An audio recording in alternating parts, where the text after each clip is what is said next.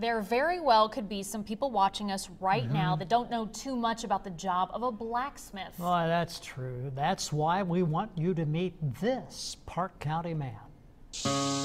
On any given morning, you'll find John Bennett and his dog Archie walking the trails behind his house in Parke County. He comes out on that side of the house. During the fall, it's hard to find a more peaceful place to spend your time.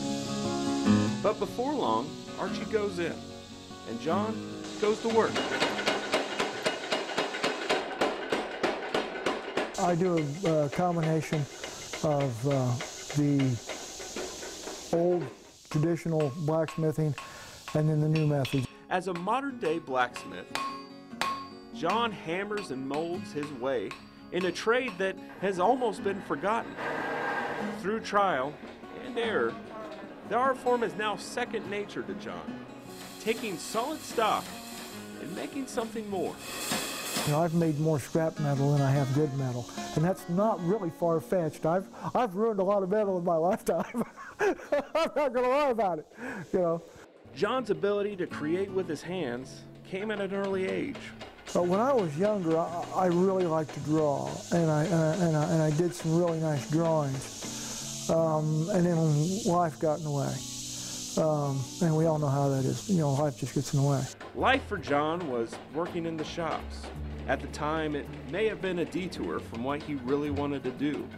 But looking back, he was learning the skills he would need to once again create. Probably 15 years ago now, I went to the Feast of the Hunter's Moon up in Lafayette, and they had a big ring of blacksmiths. And I sat and watched them for about 3.5 hours, and was really intrigued by it. From that moment forward, John was hooked.